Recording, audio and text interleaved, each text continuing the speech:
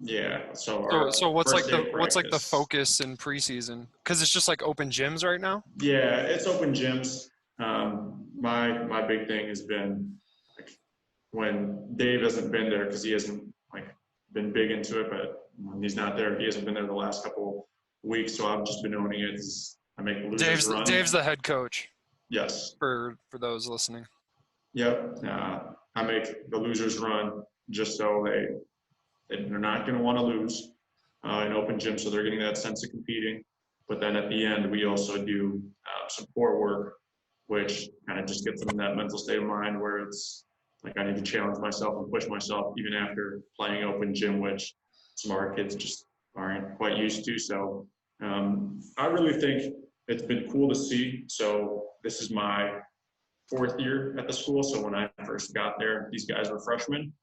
And I think it's cool to see the relationship. I might take a step back, the relationships I've built there, and at the same time, kind of what has been built over the last 4 years. Because my first year, um, we had one guy that had varsity experience as the class before had 12 Dang. seniors.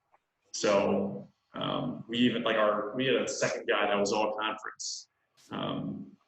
That didn't even play his junior year, Mm-hmm. but just worked his butt off and listened. Was a great kid, and he's doing well for himself now. So it's cool to see.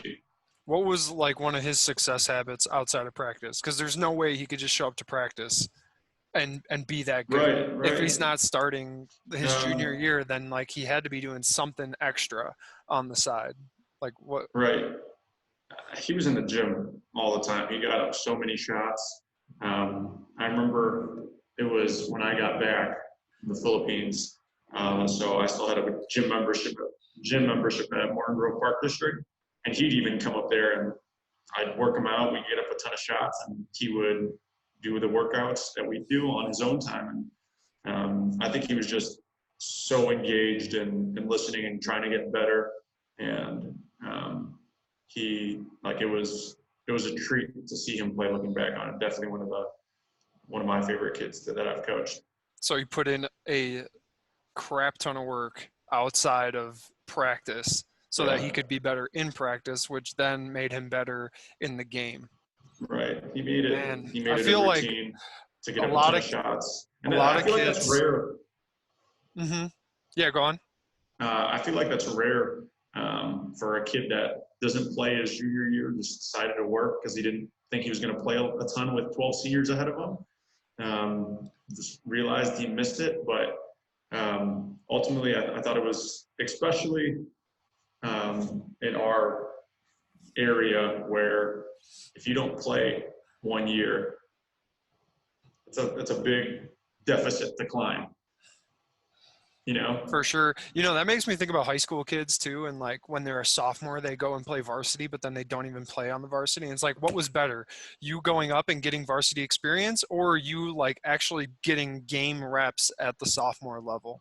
game reps to me is, from my perspective, 10 out of 10 times I'd go with game reps because you get better by playing. And then at the varsity level, you can have an option. We play every Saturday morning on conference games from Friday nights. The Saturday morning games are designated for guys who don't play, and you can bring up freshmen or sophomores. Mm-hmm.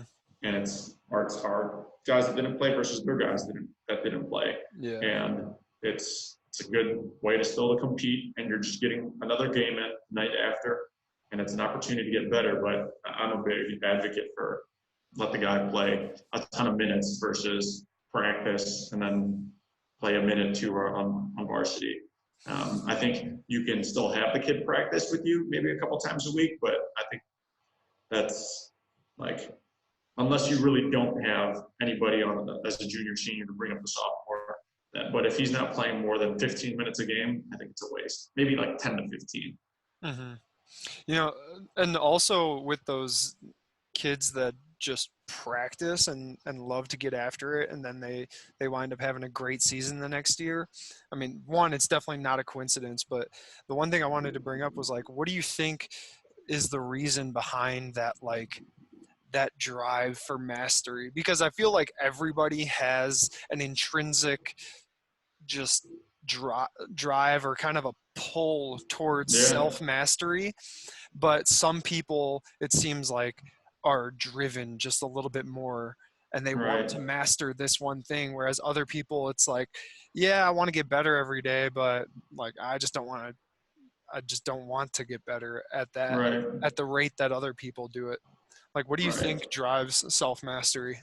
So I think it comes from, like, just speaking from my experience, there could be a ton of different ways, obviously, but in the district that I coach at, I feel like some of them it's could be their escape, where it's like, this is my time, I can just be myself.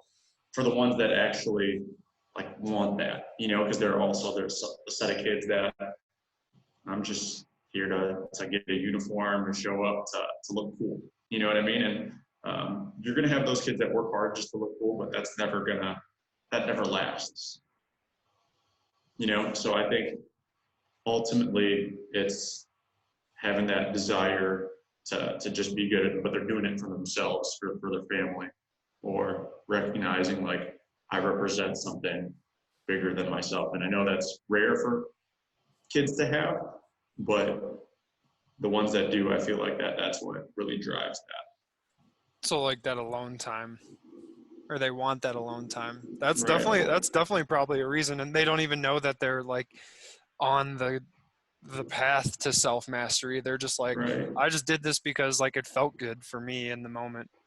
Or the ones that are like obsessive of it in a sense where they think about it constantly, where it's like if they're on their phone, it's something related to their craft, related to their sport, Mm-hmm. where it's they recognize, all right, I got to get rest tonight because I want to be my best tomorrow.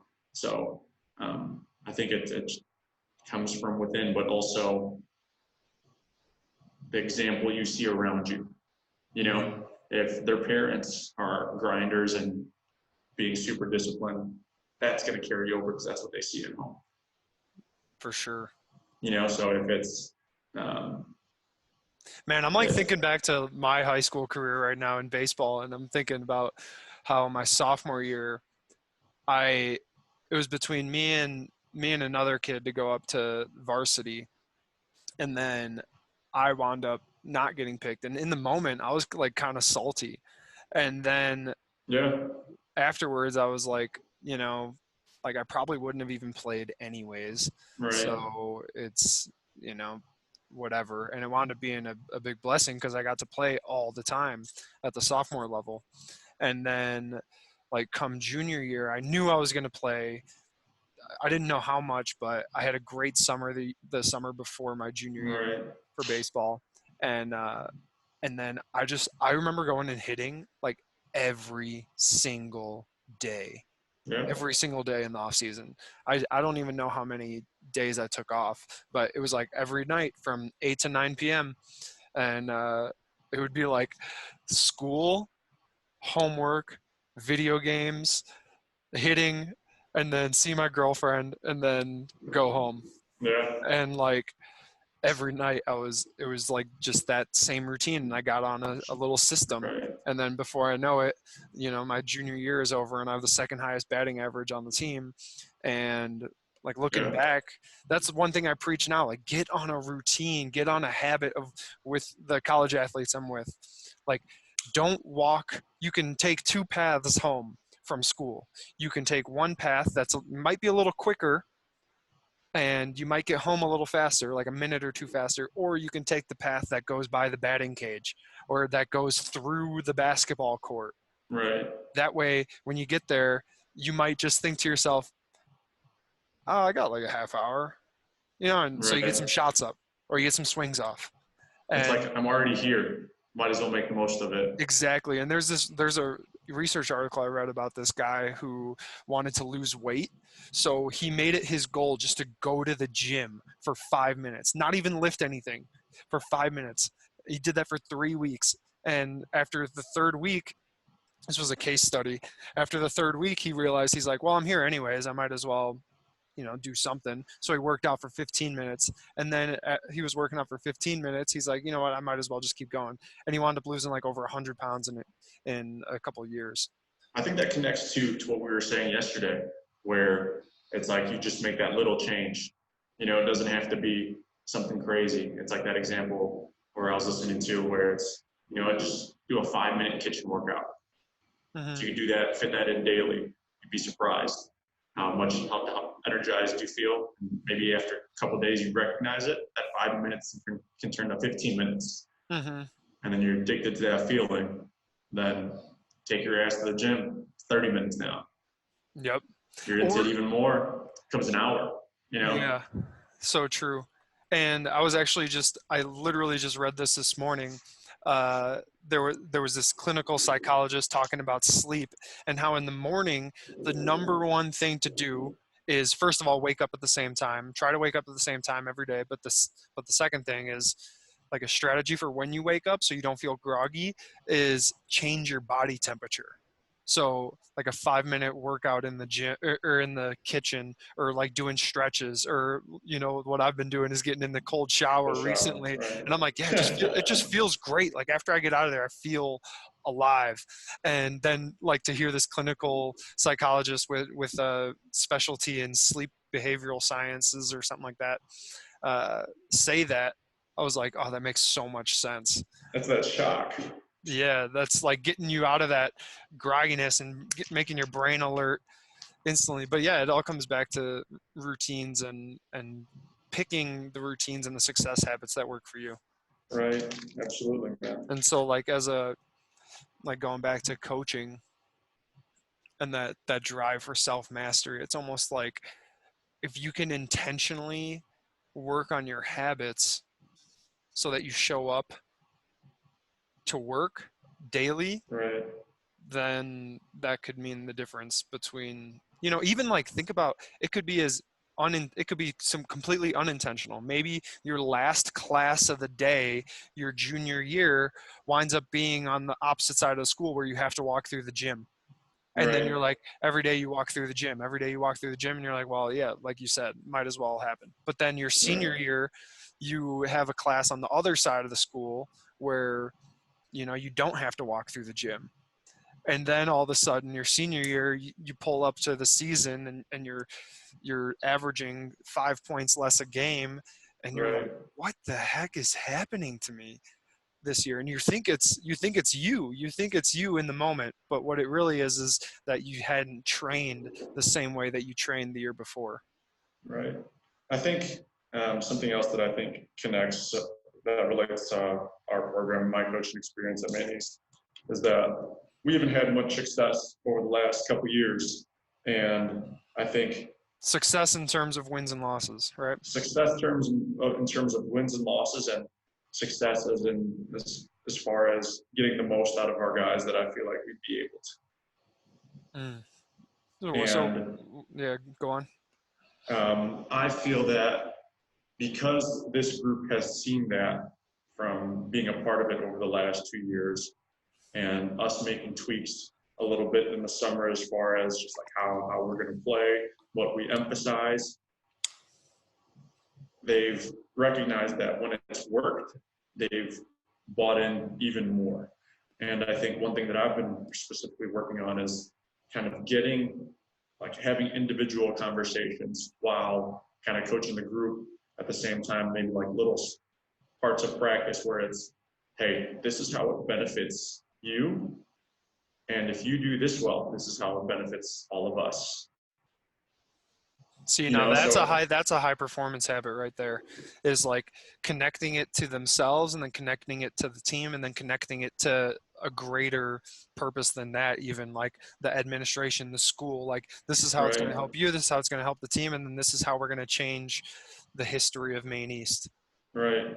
So I think that's been a better example of how I've seen a different light bulb click, like I want to say, just from like a defensive perspective, last year we probably only had 1 or 2 kids willing to sacrifice their body to take a charge, and now it's still not the whole team, but it's I want to say 7 to 9 guys that will consistently do it because they don't care. And they recognize, hey, it doesn't hurt. It'll help me get on the floor, but it also helps our team get the ball back. Yeah. That's like getting hit by a baseball in baseball. Or getting hit by a pitch. I mean, yeah. So, and you would say that that's from like the guys buying into the team more and you spending those crucial, like just seconds with them one-on-one during practice. Right. And I think it's it shows them that, oh, they care about me because he's taking his time to speak to me one-on-one, even if he recognizes something so small that I do, and that feels good. So I want to do that more. Yeah, that's the way to do it. And it catches fire like that. It's just a little spark that you fan the flame a little and it turns into a bonfire. And next thing you know, like everybody's having a great time because they're doing the little things that win championships. Right. They're doing little things that win plays even, like, I mean, Illinois championship basketball is like, how like high up on the totem pole is Illinois in terms of basketball compared to the rest of the country? Right now? Yeah. I don't know, man. It's like the state champion at Illinois. How do they compete at the national level? I still think they're really good, but all these prep schools now, man, they get some of these kids just because it's like their early way to college. So some of them have like 3 to 5 5-star athletes, 5-star recruits. Oh snap! On their team. So it's I guess the state champion for Illinois this upcoming year. I don't think they'd be able to compete with. I think they'd for sure be able to compete, but I don't think they'd be able to win like a national championship with all like the prep schools. Yeah. I never even thought about the prep schools because I was just thinking about Chicago basketball in general and like the history of Chicago basketball and how legit it has been. So what's unfortunate that makes though sense. is like how they can't stay in state. How like the in-state schools haven't been able to recruit. Yeah. The top kids. Interesting. But yeah, I mean, going back to like taking the body and winning those small plays, like that's what swings momentum. That's what, when you look back at a game, you don't really know like how many plays are there in a game, how many possessions do you get in a basketball game? Probably in a high school, in a high-paced game, I'd probably say between 50 to 70. So let's just say 60. Sure. So you get 60 possessions a game. That's 120 possessions total. Both sides, right? Yeah. And you never know, like looking in the game, you never know like which play is going to be the play. But then after the game, you always look back and you're like, that one play or those two plays meant the difference between us winning and us losing. Especially in a run where it's like, if they make one hustle play and that leads to a basket, a turnover, that they turn over on your end again and another basket. Like swings like that, or if it's like missing an uncontested layup or giving up an unforced turnover at game time, like that's stuff like that goes a long way that I feel like sometimes doesn't get as much in the moment. Obviously doesn't get as much emphasis, but you can in the moment at the same time. So like when it comes to that stuff and being present, how do you like train that mentality, or have you trained that mentality in the past? So all throughout the game, I've heard it from some different pods and a bunch of coaching clinics that I've gotten. I've attended and I've definitely stolen. It is all throughout games. I'm yelling next play. it's a good play, if it's a bad play. And I think one thing that's been cool, that our guys have bought in on, is getting 3 stops in a row, and recognizing, like, it's been cool and a treat to even see after we get one, and we score, like, and we're in a stance, the guys are going, let's get 2 more, and it's special to see. And that's kind of the culture we're trying to build, where we're not having to do all the talking. It's taken up on them. They're getting ownership in it. And that's kind of when you have starting to have a player-led team. So right now they're taking those practice drills of like getting 3 stops in a row, and they're putting it into the game. Yeah, that's what was happening over the summer. And Dang, that's cool. I've heard that more, even in open gyms. So that's definitely been special to us. So they're making like a game within the game. Yeah. And they're making it about the process instead of about, just the outcome. Instead of just trying to, yeah, exactly. What else do you guys do to kind of focus on the process? What's like another thing? I mean, next play is great. Yeah. Like getting 3 stops in a row is great. Yeah. What's like one more? I try to stress on the guys where let's just try not to miss 2 in a row, but in this sense, let's make sure we're ready to catch, we're ready to shoot when the ball's in the air. You're not ready to shoot when you already have the ball in your hands. So it's kind of like do your work early, where it's, especially now at the varsity level, guys are faster, guys are bigger, they're going to close out a lot better than they would on the freshman and sophomore level.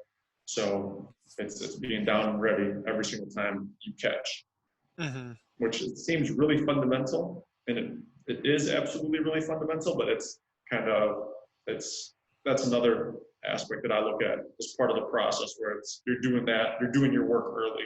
So by the time you get the ball, you're already ready to rip and go, you're already ready to catch and shoot, or you already have a good sense of who else is open. Like you can't control anything that happens after the ball leaves your hand. Right. Besides like, going in for the rebound, or if you're the point guard, like getting back on defense. But like beforehand, everything matters up until that ball leaves your hand. Getting your feet set, making sure you're in a good spot, whatever the process is to making a good shot. Because if we could make every shot, the game would be boring. Right. So like I'm thinking about the professional goalie I work with right now, who hates giving up goals. Like this dude hates giving up goals. What sport? And soccer? Hockey? Soccer. Yeah, soccer. Okay. And so, but like the point of the game is to score, so obviously he's going to get scored on at some point. Right. So it really comes back to like us just focusing on the process and being like, okay, what gives you the best chance at making a save? And in basketball, what gives you the best chance at making the basket? Right. Like obviously if there's a guy right in front of your face and you try to shoot it, that's a low percentage shot, right. So getting those high percentage shots as much as you can. And it goes back to the process and knowing your offensive calls and all of that stuff. One thing that just made me think of is I heard this coach say one time that like offensive plays are like the defense basically doesn't matter. If you run the offense correctly, no matter who's playing defense, it's like basically you're playing against dummies. Absolutely. Like in a sense, the defense can always be wrong. So it's like the job is not to, the job is, yes, to play defense as hard as you can because it matters, but just as much like running the offense so perfectly that you break the defense and get a high percentage shot, right? I'm not a basketball guy per se, but like that's what I heard, and I'm like, dang, that does make sense. You can stress all the time that if you run your offense correctly, the defense should always be wrong.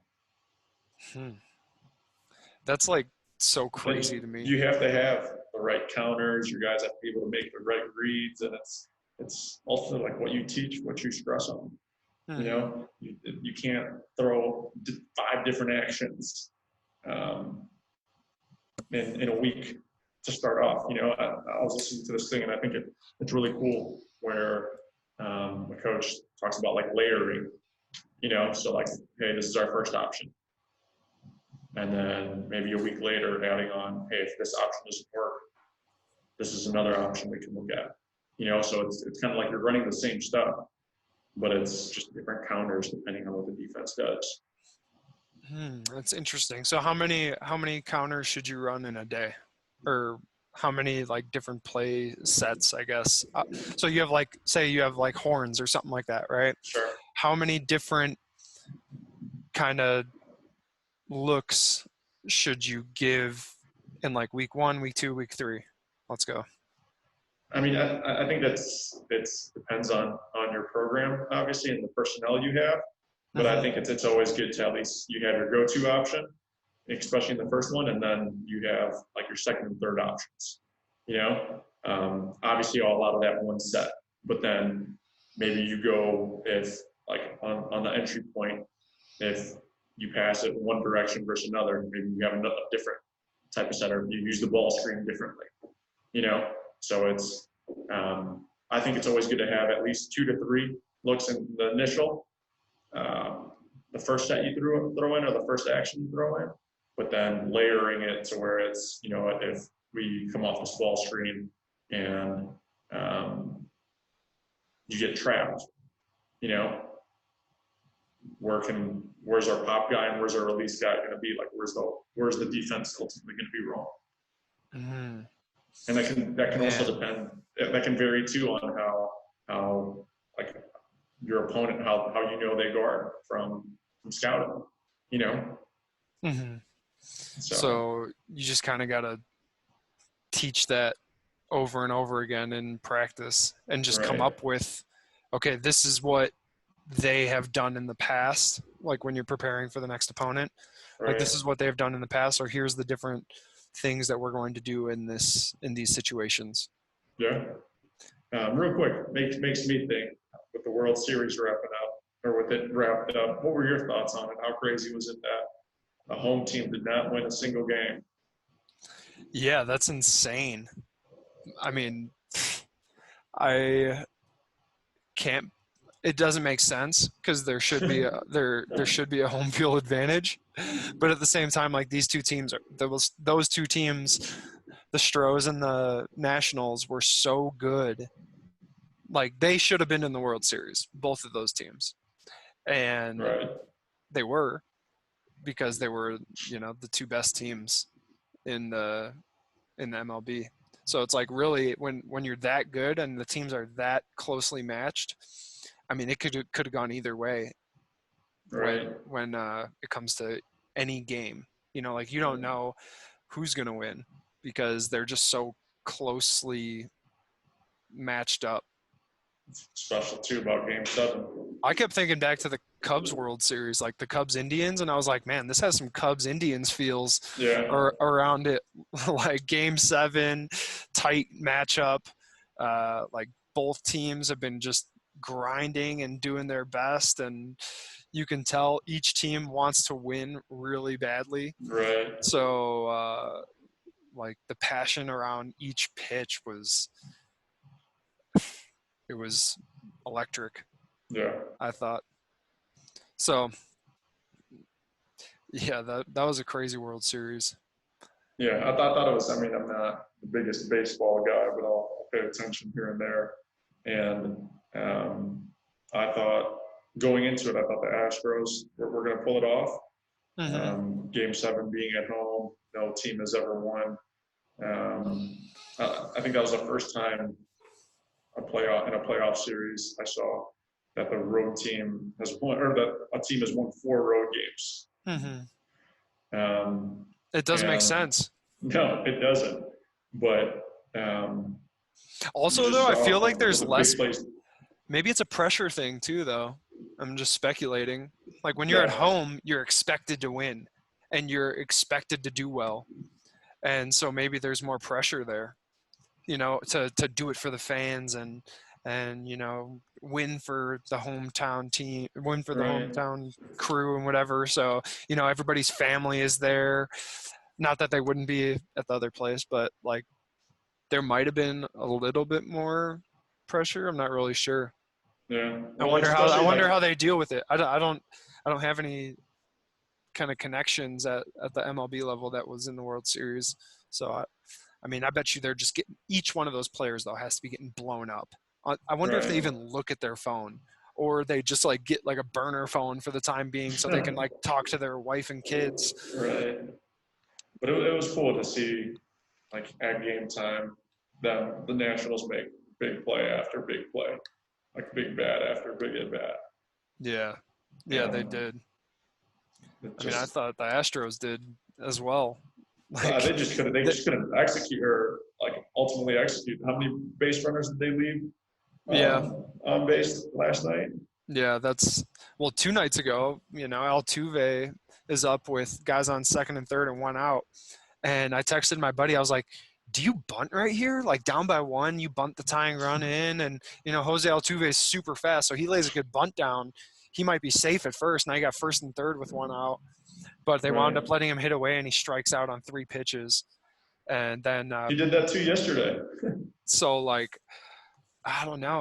I was thinking like, yeah, I guess you kind of have to let him hit away just because it's Altuve, and like, I mean, Right. he could hit a bomb, he could hit a rope. All he has to do is put it on the ground up the middle, and the game's tied. But at the same time, like, I don't know, that's a tough call in Yeah. my opinion. But that's just my word versus the analytics, and the analytics say let the dude swing. Right. um, Right. but yeah, well, I gotta go.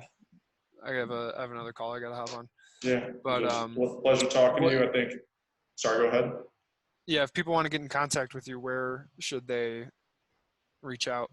I'd say Instagram, email. Those are probably my two biggest things. What's your Instagram?